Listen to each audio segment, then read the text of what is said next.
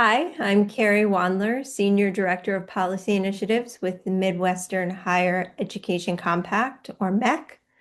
Thank you all for joining us today. Before we get started, I wanted to cover some housekeeping items. We're recording this conversation and we'll post the recording to our website after the presentation.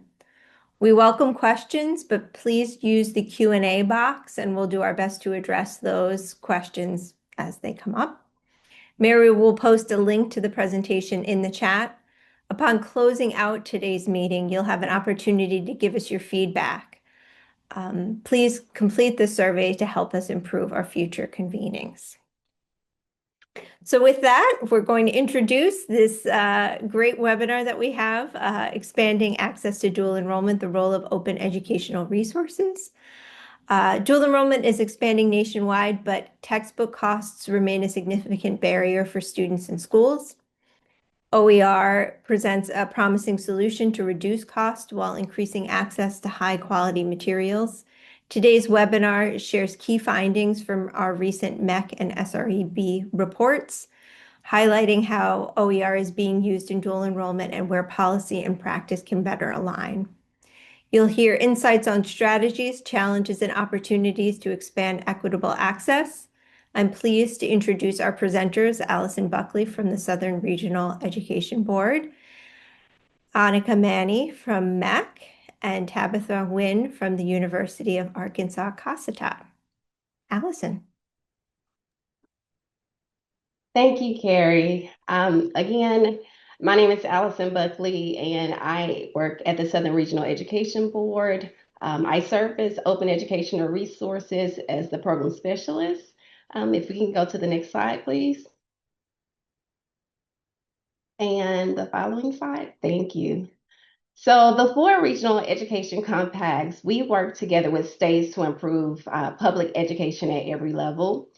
We are collaborating to scale and sustain the use of open educational resources, which are high quality teaching and learning materials that are free for educators and students to use, to customize and share.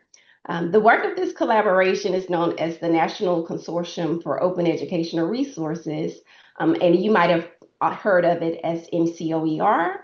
And we are generously funded by grants from the William and Flora Hewlett Foundation. And so the map that you see in front of you is color-coded and identifies which states fall into the specific regions.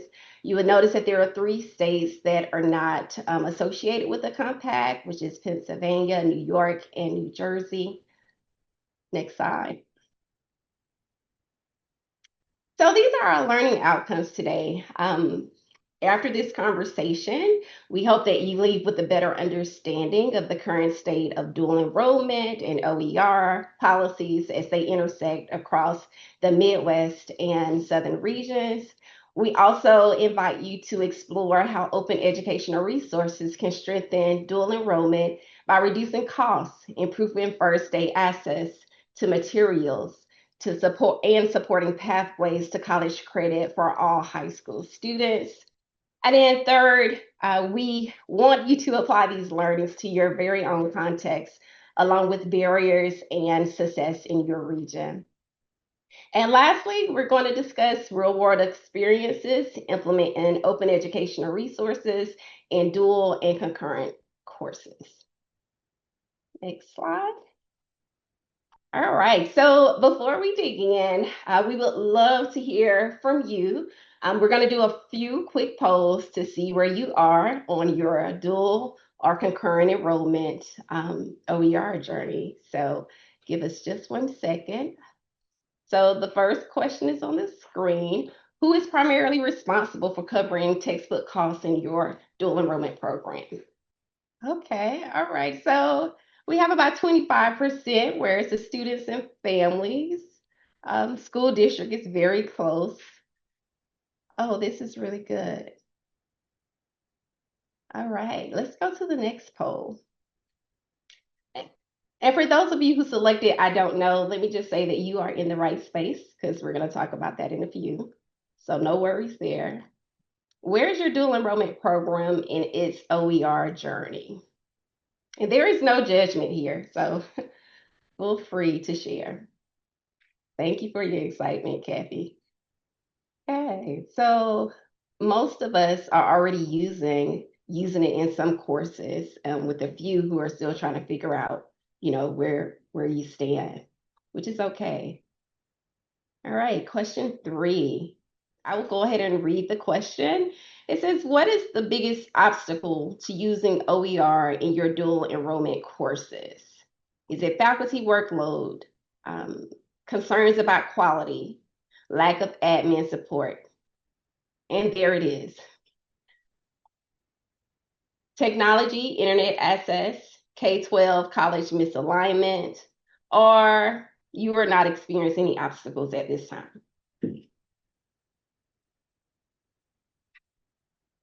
If you select option F, I'm sure we're all going to consider moving to your state. So.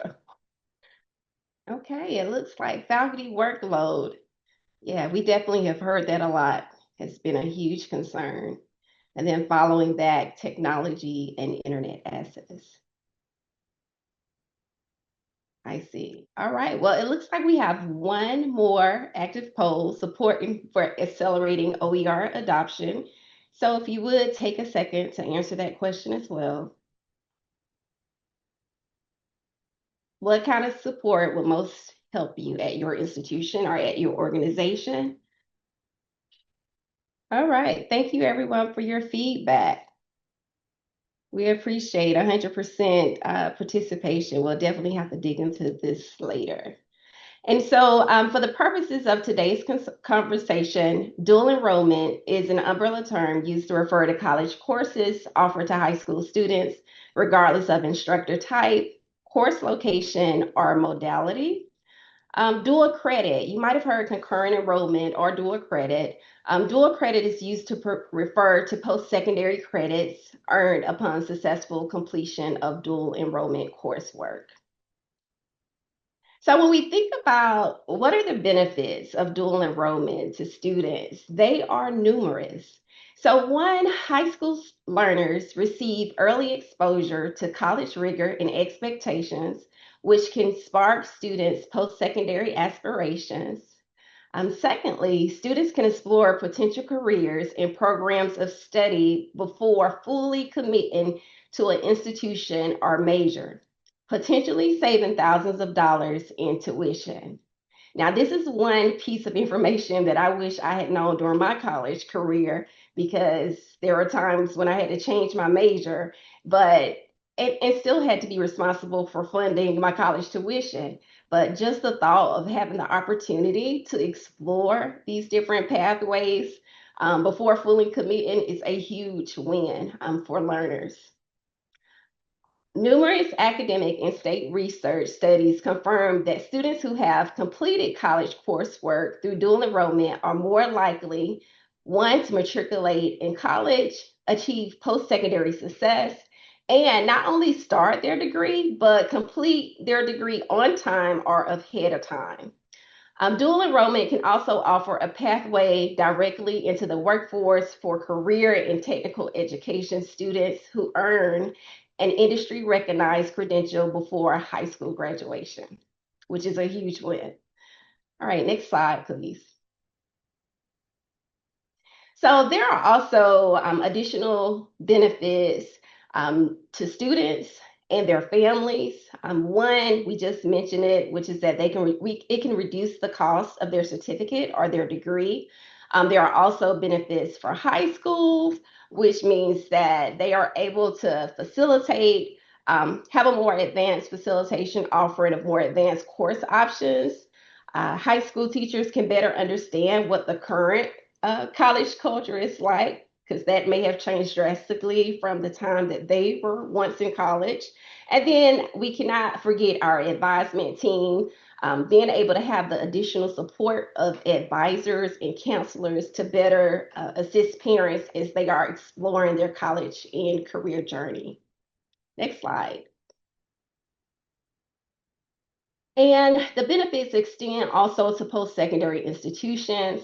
It helps to build a communication between the two from the high school to the college. There is increase of shared knowledge and best practices, and it also offers opportunity for early marketing and student recruitment. So when we look at the high school textbook versus the post-secondary textbook, there are a couple of differences here.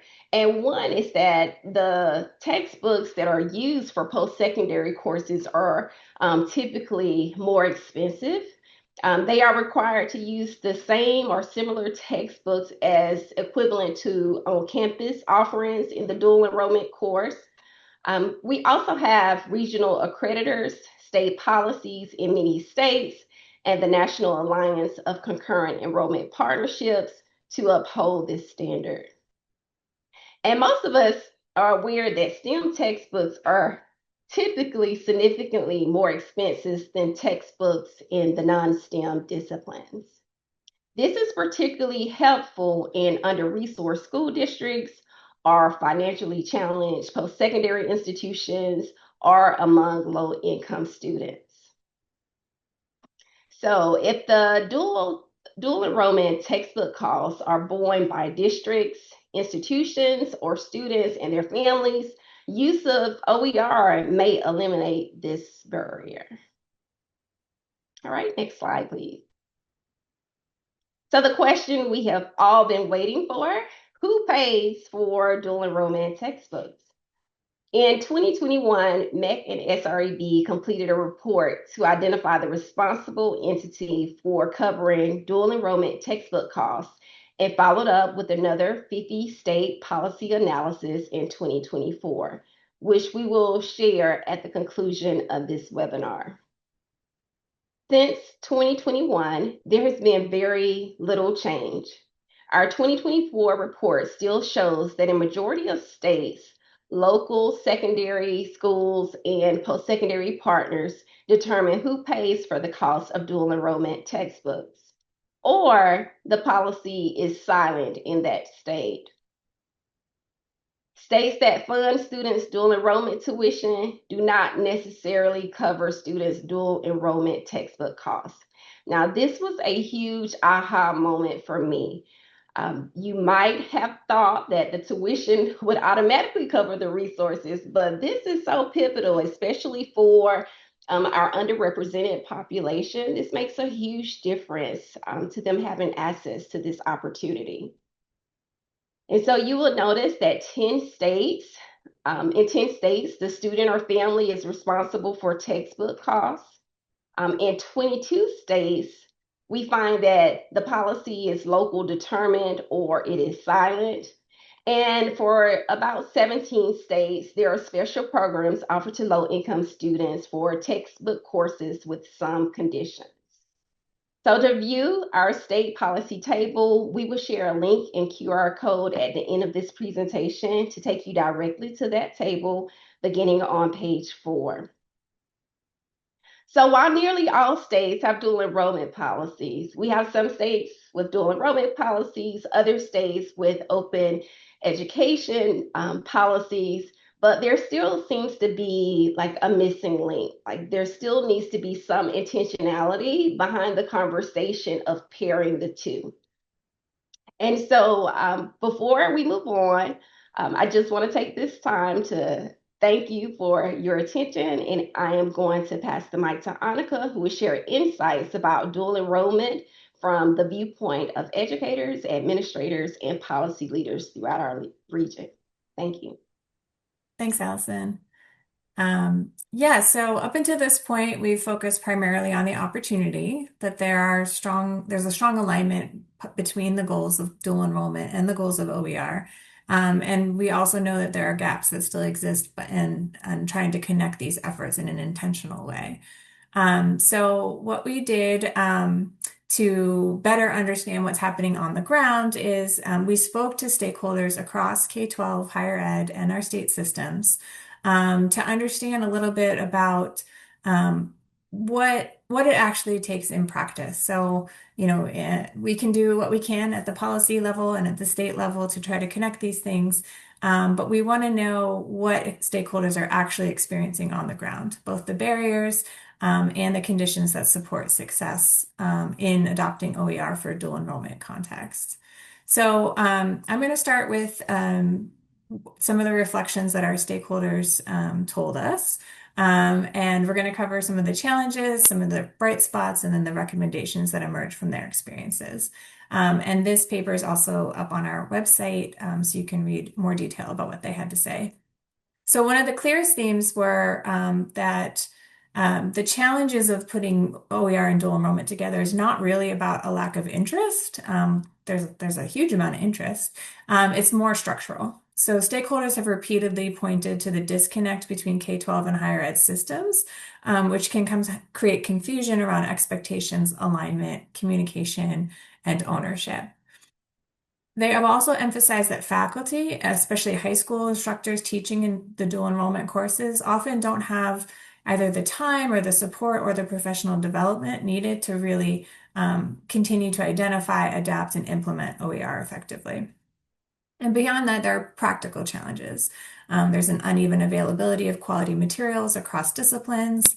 The number of resources that instructors might need to sort through to choose appropriate OER for these courses can be a barrier. We do continue to see some concerns about quality and credibility, just mainly folks just not understanding what the open licenses mean, and that they can be just as a rigorous process of creating open license materials as there are of creating publisher materials, but folks don't always understand that or have that context.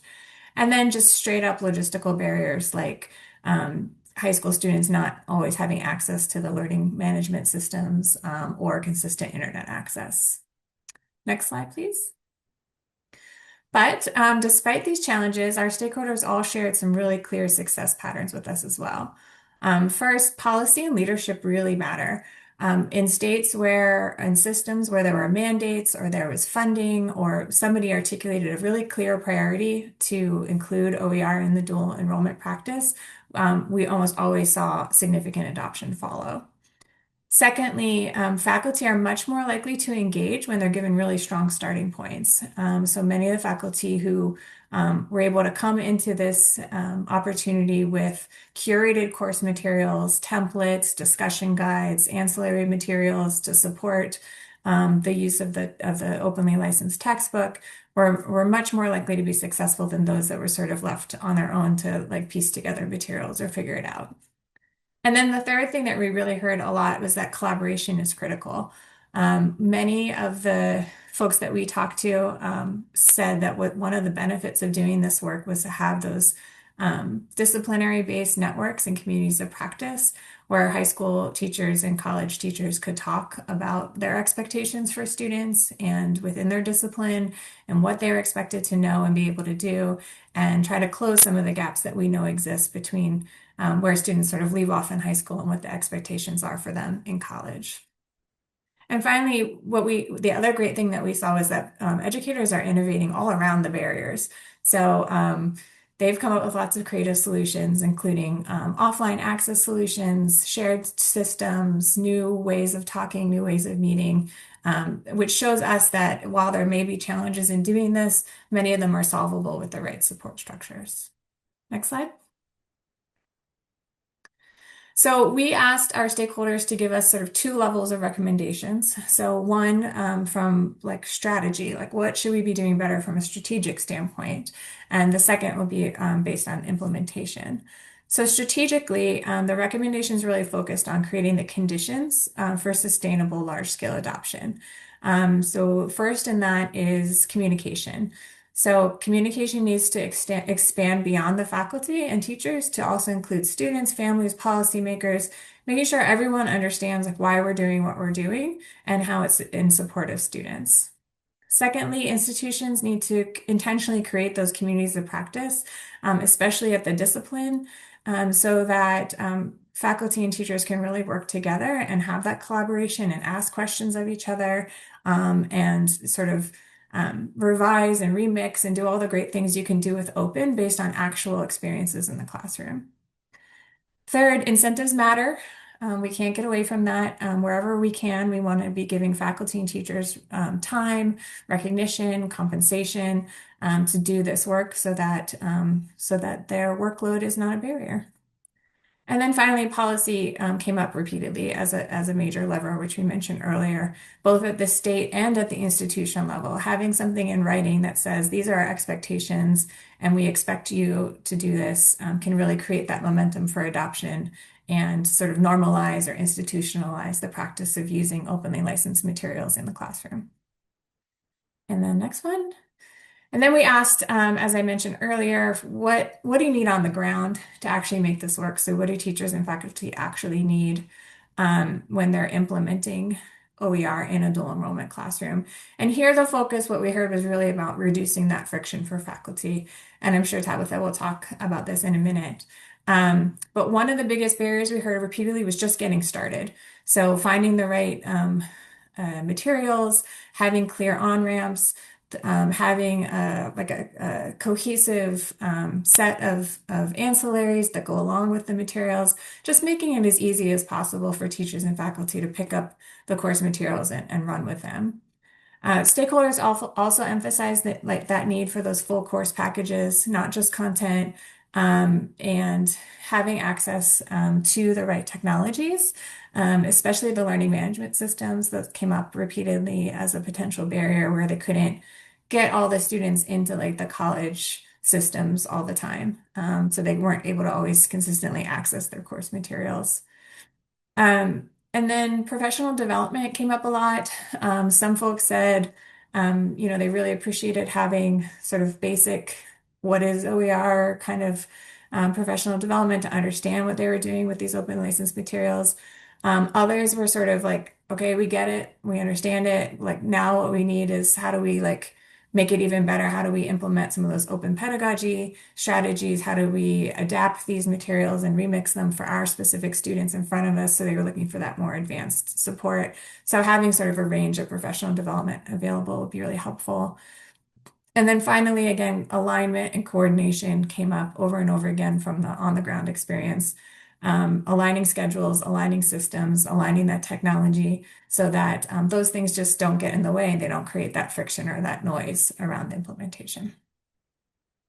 And now, so in summary, going back to Allison's earlier linkage note about the broken link, we really feel like that there's a great potential in deliberately linking OER policy with dual enrollment policy and initiatives. And it really has the opportunity to sort of enhance both innovations, if you will, in service of student success. Now I'm going to turn it over to Tabitha, who's going to talk as a teacher, as a faculty member, who's actually using OER in their dual enrollment classroom and who participated in those stakeholder interviews that I just summarized. Thank you, Annika. Hi, everyone. I want to give you a little bit of background about me and the institution that I work for. I think that'll be kind of helpful to see how our program even started.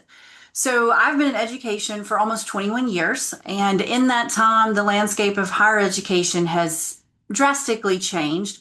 And one of those biggest changes is OER. I remember when OER was brought to me and I was asked, hey, do you want to teach a class in OER? And I was like, absolutely not. I need my book. And I was willing to hold on to that book as hard as I could until an instructor said, how many times do you reference that book when you're teaching in the classroom? And I said, maybe twice. And she said, yes. She was like, so you can save your students a lot of money if we go to OER. And that changed my perspective. I will be honest and say, hey, they might have drugged me kicking and screaming a little bit at times. But overall, it's been one of the best choices that as an instructor I have made. So with that, a little bit about UA Cossatot. We are recognized as the leader in OER in the state of Arkansas. We were the first institution, higher ed institution, to adopt OER practices. We are a small community college. We do have 4 campuses in Southwest Arkansas. We have agreements with numerous area high schools in the counties that we serve. Overall, our student population is about 1,300 students, and we have around 600 students in our dual and concurrently enrolled programs. And that's from 12 area high schools that we serve. We are also the only Hispanic serving institution in the state. So one of the things when we started talking about OER and it was brought up was the fact that our students, the majority of our students, are eligible for Pell. So what we would find is a lot of times our students might enroll at the last minute, Pell was not available, or even that with Pell, they still needed to be able to pay for those textbooks, which were extremely expensive. So with that, we started looking at the impactful way that OER can help reduce cost. So with that said, an 11-year-old program has saved our students over $4 million in textbook rentals and purchases. That's an amazing number. I remember when we hit a million, even just 500,000 was big, to know that we saved our students that much money. Our program has grown. When we first started, as I mentioned a while ago, our department, I teach English. We took all of our courses at one time into OER. Now we're at 80% of our courses across our entire college curriculum.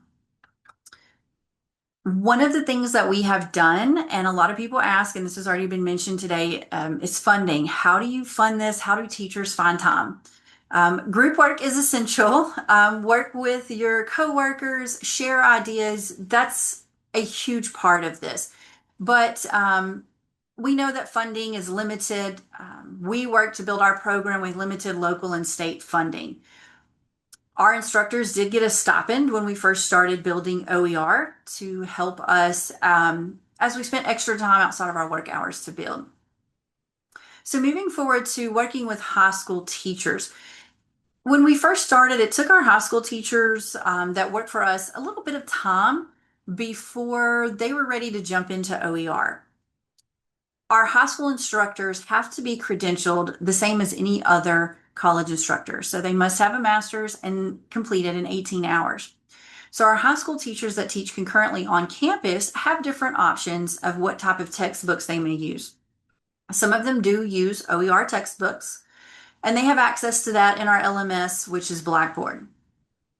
Others have classroom sets of books, and with those classroom sets, they tend to maybe be a little outdated. English doesn't get outdated as quickly as, say, science. But we do have, our instructors have the ability to have the option. With that, like I said, some of them opt for a paper textbook. Those that have opted to use our OER materials, though, will be given access to a class in our LMS, and then they work usually with another instructor. A lot of times we drop our class into a blank shell for them. We work with them on using Blackboard if they're not familiar. We go over as best as we can OER. Some of it is just diving in. Some of it is very scary and where do I look and is this good material?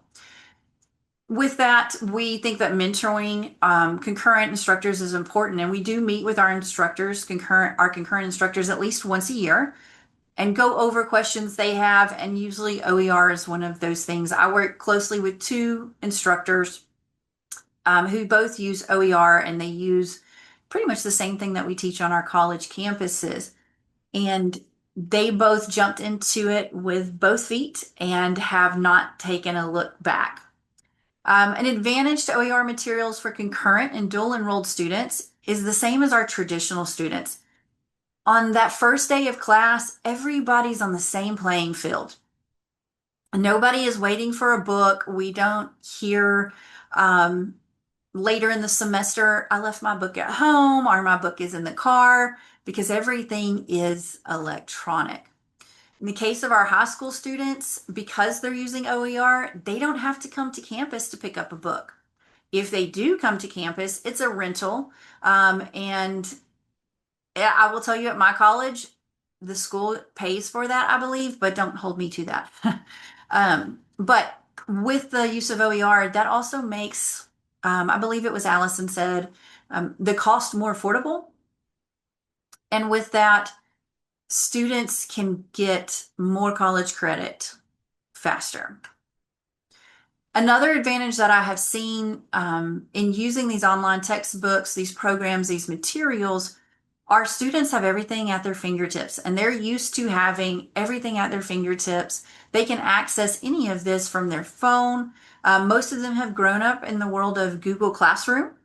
So they're not strangers to using devices for reading and studying. So that is a plus compared to non-traditional students who maybe been out of school for a few years. They may be looking for that paper textbook.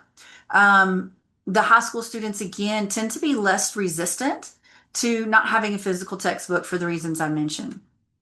A little bit of a disadvantage, though, with OER is the lack of quality internet. So our students have to have good Wi-Fi and access to good Wi-Fi to be able to use it. And I know in the last 2 years, there have been times when our public schools, our students are enrolled in study halls, and those that Wi-Fi goes down, and students will miss a deadline, and we accommodate. But in that instance, because we are a rural area and not everyone has the same internet quality, we do see that as a disadvantage. Another disadvantage, and this comes straight from some of my high schoolers, is that when we're providing OER materials, we want to give them all the things just as if they were getting a textbook. We have to pay attention to how we lay out that information and present it to students, because they can get information overload and they will skip long passages, skip super long videos. So we have to be aware as instructors on what we give our students. And again, that's across the board and not just for our dual and concurrently enrolled. Our OER materials allow us to cater to students who maybe need a reading level adjustment. We can find sources that adapt. We can find sources that help with increasing the font size. So when we have PDFs of books, students can zoom in. It will increase whatever they see on their screen. One of the drawbacks, though, and we'll catch up, is that we do have to make sure our documents are ADA compliant. And then just for a couple of things to leave you with, student tips, and this comes straight from them, is if they're using OER materials, they really like doing word searches. Like, say if they're answering a question on homework, they can search for a word, and they really like doing things like that because it's easier than flipping through a book, because it highlights every page they need to find.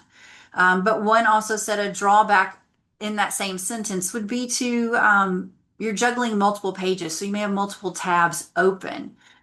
So one of the things that you have to do is really work with your students on giving them suggestions for how to utilize the materials, such as if I was giving an open book quiz, I might tell them to have 2 tabs open. One's the quiz and one is the other information. So, but overall, working with students in high school and for dual and concurrent programs, it's important that we treat them like they are traditional college kids. It's important that we expose them to what a college classroom is like, the rigor that is involved. But it's also extremely important to give them these opportunities. So OER is one of those things that 11 years ago, we didn't know where it was going to take us at Cossatot. And now we can see the advantages. Our concurrent enrollment has grown with accessibility in so many ways. So thank you. So I think at this time, we are going to invite folks to share a little bit in the chat. Sorry, Carrie, could you go back? Thanks. Just around what policies exist in your context around dual enrollment in OER, or what's happening at your institutions. I know people have already been sharing a little, but just to get us going before we launch into Q&A, I'd love to hear from you all in the audience about what's going on in your neck of the woods. What are you guys seeing and doing? So feel free to put your answers to that in the chat. And then Carrie, I think you can go to the next one. We'll keep that up. Mary posted in the chat earlier the links to the papers, but here are 2 QR codes as well. So there's a few questions in the Q&A. I also have a few questions of my own. I don't know, Annika, if you want to talk a little bit more about the professional development. There was a question as you were going through that slide about professional development for high school teachers who are not using OER. However, the college course they're teaching uses it. So again, potentially getting high school instructors up to speed with best practices. Yeah, we heard a lot in the stakeholder interviews about how important this was. So not just assuming that in the cases where that's the high school level teachers that are teaching the dual enrollment class, that they're going to be comfortable and familiar with openly licensed materials and how they work, or just really digital materials in general can be a learning curve because that's maybe not traditionally what they're teaching with in their classrooms in the high school. Um, so the recommendation that we heard most prominently was to create these sort of communities of practice where the teachers could work with faculty members in their same discipline and get advice from them and support. Tabitha, I don't know if you do some of that with your teachers. You talked a little bit about how they get certified to teach. Do you guys Yes. get together and talk about the materials? So our instructors, they're credentialed the same as I am. They have a master's completed with 18 hours in the subject matter they teach. And then as far as working with them on OER, like I said, we do mentoring programs, which are extremely important. Could they be stronger? Yes. We live in a world that's busy, busy, busy, and so everyone's got an hour here, an hour there. So we try to fill in. Relinda Ruth has been our, like, I don't even know how to describe her. She's been our forerunner for our program. And she runs our textbook program, which is OER materials. If I text her or call her and say, hey, I need help, she can help find someone or find the material, is what I should say, very quickly. So having a resource of someone who people can go to is extremely important for getting comfortable with OER. Everyone's cheering on Relinda in the chat. She's a pretty amazing woman. I agree. Yes, there's so much love in this room for this webinar. I love it. There's a question here that's kind of I guess, a piggyback on that. Thinking about whether or not there's any, it says, does anyone on the call today have ideas about OER training for librarians at more rural schools around the state? So just kind of any resources to share for folks who are starting to get interested. Well, I'll share a couple potential resources. The Open Education Network, OEN, offers lots of programs, webinars that are free, as well as certificate programs that are really great to getting folks up to speed. They have a certificate in librarianship for OER, which is awesome. The Creative Commons is another great source to learn about OER. They also offer lots of webinars and certification opportunities to really understand open licensing. And then the newly launched Open Education Association, the OEA, is another great source of lots and lots of information and resources, all of which are freely accessible to the field. And there's a membership opportunity as well to sort of join colleagues. So if you're at sort of a rural institution or you're feeling disconnected from the field, joining something like the OEA is a great opportunity to meet others in the field and make those connections. Allison just posted a link there at opened.org. Terrific. Yeah. And so there's, obviously it's kind of getting collected there in the chat with a bunch of different resources that Annika mentioned. There was a question just about whether or not high school teachers were compensated for participating in the communities of practice. I don't know, Tabitha, if you wanted to speak to that or if there was, kind of how that worked from the faculty and the high school teacher perspective. As far as compensation, no, not at our college.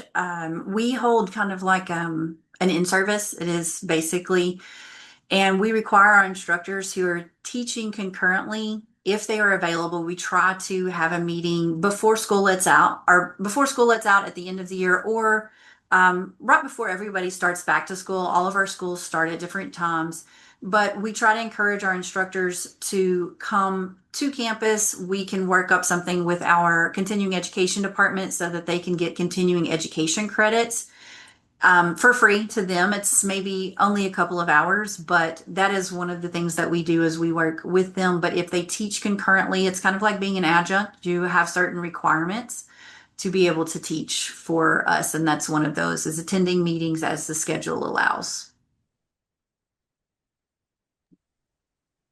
Thanks for that. So Tabitha, I have a more general question for you. Just kind of thinking if you could give one piece of advice to state leaders or administrators trying to expand OER and dual enrollment, what would you want them to understand about the instructor experience? Training is extremely important. Any instructor, be it K-12 or in higher ed, we spend a lot of time building our materials, and it's not easy at times, especially when you're learning something new. So having that quality training in not just locating OER materials, deciphering what might be the best for you and your students, but even learning just the basics of copyright knowledge is important. Knowing how much time goes into building a course. Any teacher will probably tell you we're always crunched for time, and building something from scratch takes time. So if our state leaders, our administrators maybe lightened our load a little bit, that would be beneficial. And probably one of the biggest things that I think is important is collaborating with the college. So if you're in K-12, you're doing dual enrollment, it's important for the instructors who are teaching at that college to start building and working to build a relationship with the instructors who are teaching in the high school classroom.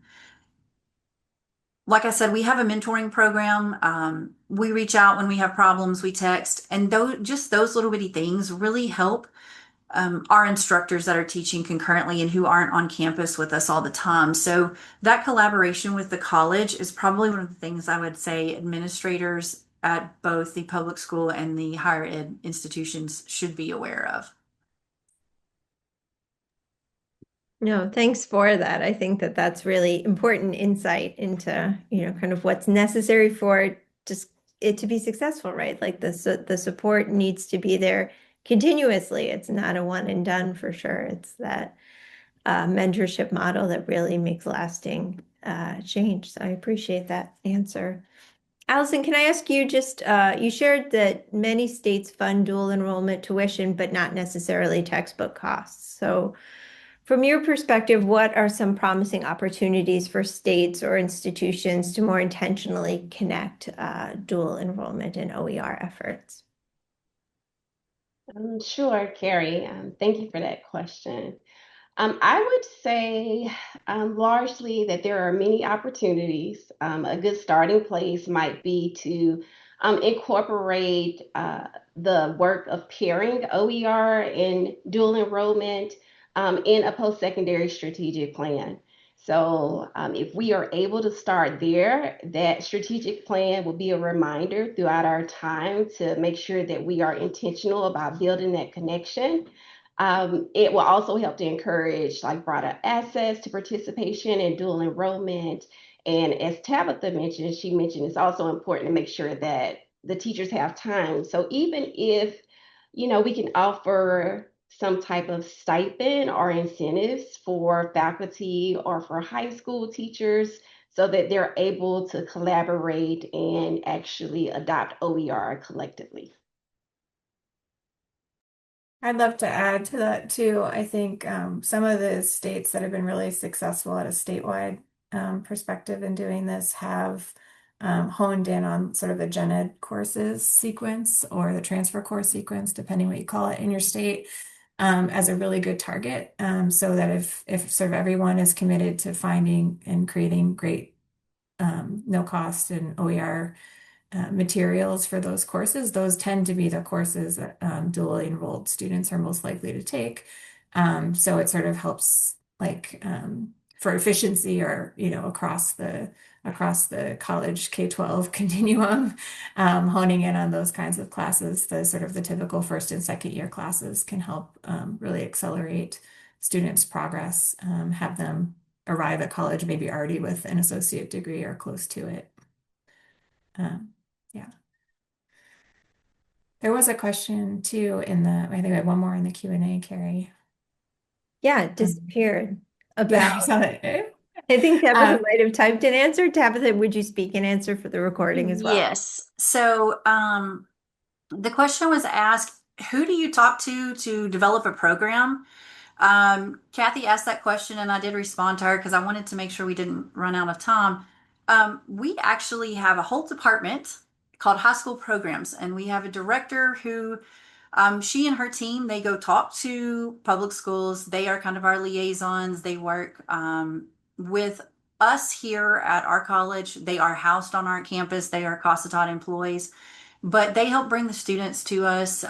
They help make sure everything's running smoothly, that students have the right scores, students have the right paperwork. And then they work with our administration here at the college as well. So in that sense, our own program is separate. It is part of the college, but it is an entirely different department, and they are the ones that have helped build our program. Yes, thank you so much for calling attention to that. We still have some time. If there are questions that you want to drop in the Q&A, we're happy to answer those. I was going to ask you, Annika, about coordinated efforts, but I think you kind of answered that. I don't know if you have any more to share about the coordination in terms of, kind of systems and yeah, coordinated bodies. Yeah. Yeah, I'll be happy to talk. I mean, I think, again, some of the things that we heard from our stakeholders are that some of the things that get the most in the way are actually have very little to do with teaching and learning, but rather like the infrastructure and the systems that are in our institutions and how different they can be between K-12 and higher ed. So I think, from a state or regional or system perspective, I think we're really well positioned to sort of clear out some of those kinds of barriers, to help create some shared policy, reduce duplication of effort, sort of um, whoever said the high school students couldn't be in our LMS, like get rid of that policy, because that makes no sense because they're supposed to be taking college classes like a college student. So, anywhere where I think administrators and policymakers can kind of clear out some of those like non-essentials so that we can make space for the actual teaching and learning to happen, can be really great. Yeah, I don't see any other questions popping up. I think that's an indication that we've done our duty in terms of really at least seeding food for thought. I think this webinar was fun for us to think about because it's sort of two different audiences in our MEC universe, right? We have our dual enrollment state teams that we engage with in certain ways. We have our OER state teams that we engage with in certain ways, but it's kind of worlds colliding in this work, right? We get to bring folks who are maybe familiar with one half of this equation into conversation with each other. So I do, and I really encourage you to take a look at the papers. I think both of them are really wonderful. We're so thankful for the coordination with our sister compact, obviously, but also Tabitha, thank you so much for joining us and giving us the instructor point of view because it's not always, sometimes we get away and we end up talking more in generalities, and we have webinars that don't talk about student experience. It's kind of implicit in what we're saying, where student success is implicit in the policies that we're looking to push forward, but you bringing it right back to the student experience and what the students need and serving them, kind of reminds us why we're all here. So I really appreciate you taking the time to join us. Well, thank you. I appreciate you all, talking to me and taking my 2 cents, as I tell my students. And I've really enjoyed getting to see how your project has come together and being a part of this. So thank you. Yeah, wonderful. No, happy to have you. Happy to be able to start this conversation, and hopefully it continues and we can be a part of that continuation too. So thank you so much. I've got to do my closing here. Thank you for joining us today. We appreciate Allison, Annika, Tabitha for sharing their expertise and their time with us. As a reminder, please complete our survey. The survey will be available when you exit the webinar, and the link will also be placed in the chat. We've already posted the presentation to our website, and we'll be posting the recording of today's event soon. Also, please keep in mind that you can keep informed with MAC by subscribing to our website and our newsletter, and then you can get OER updates if you want. Maybe you're already on the OER list, but now you want to be on the dual enrollment list or vice versa. Lots of opportunity to continue to be connected with us. So thank you for joining us. Thank you to our presenters. Thank you to Mary, and we'll see you next time. Take care.